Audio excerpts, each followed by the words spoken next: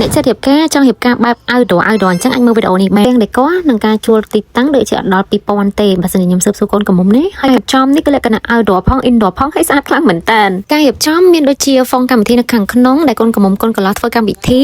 មាន photo backdrop នៅខាងក្រៅចាគាត់ស្រឡាញ់បែបរៀងកណាត់អញ្ចឹងហើយស្អាតមែនតើហើយបើសិនជានិយាយពីកន្លែង cloud view វិញគឺតិចភ្ជាប់ជាមួយនឹងកណាត់ហើយមានដាក់ភ្លើងផ្សេងនៅតាមទីតាំងមាន welcome tag មាន mirror selfie និយាយទៅខ្ញុំស្រឡាញ់មែនតើកុំថាឡើយកូនកន្លះកូនកំមុំសូម្បីតែខ្ញុំក៏ស្រឡាញ់ដែរសូមបញ្ជាក់ផងដែរថាម៉ូដទាំងអស់ហ្នឹងគឺកូនកំមុំជាអ្នក select គឺជាអ្នករក concept ដែលខ្លួនឯងតាំងពីភ្លើងទៀននៅតាមផ្លូវបានថា walkway រកដងដាក់ផ្កាអញ្ចឹងតែអត់ទេគាត់ស្រឡាញ់បែប candle អីអញ្ចឹងណាហើយតាំងពី mode phone mode cloud គឺគាត់ជាអ្នកប្រាប់ស្រឡាញ់មិនគឺធ្វើអញ្ចឹងអ្នកខាងនេះមិនមែនមានន័យថាភ្ញៀវត្រូវតែយក idea ខាងខ្ញុំទេណាភ្ញៀវស្រឡាញ់មិនគឺខ្ញុំដាក់ទៅអញ្ចឹងហ្មងយ៉ាងច្រើនបើសិនជាមានកន្លែងណាដែលមើលទៅអាចខ្វះចន្លោះពួកខ្ញុំបំពេញថែមតែប៉ុណ្្នឹងឯងប៉ុន្តែជាក់ស្ដែងគឺ concept ហ្នឹងគឺកូនកំមុំនេះរៀបចំទាំងអស់ហើយយើងគ្រាន់តែធ្វើតាមអ្វីដែលគាត់ចង់បានណាហើយ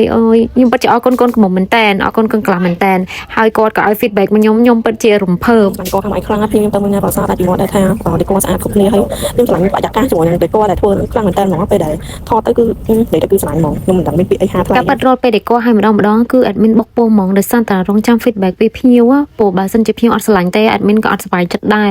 តែដល់ពេលរៀបចំហើយរួចរាល់កម្មវិធីពេលភ្ញៀវថាស្រឡាញ់គឺ admin សប្បាយចិត្តណាស់មានកម្លាំងចិត្តតទៅអញ្ចឹងកូនកំមុំអាចមើលវីដេអូនេះបានអ្នកចិត្តរៀបការព្រោះអីដូចជា full option ហ្មងមានតាំងពី photo backdrop ហ្វុងកម្មវិធីខ្លោងទ្វារមានកន្លែងថតរូបចិត្តបញ្ចប់លេងមានកន្លែង view ថតហើយមានកញ្ចក់ selfie ដល់ពេលថតទៅដោយឈ្មោះពួកយើងអីអញ្ចឹងណាអូយខ្ជួតហ្មងនិយាយទៅគួរឲ្យស្រឡាញ់ខ្លាំងមែនតើចង់និយាយថាការងារហ្នឹងគឺ set up ទល់ភ្លឺតែម្ដងចាឲ្យតែស្អាត set up ទល់ភ្លឺ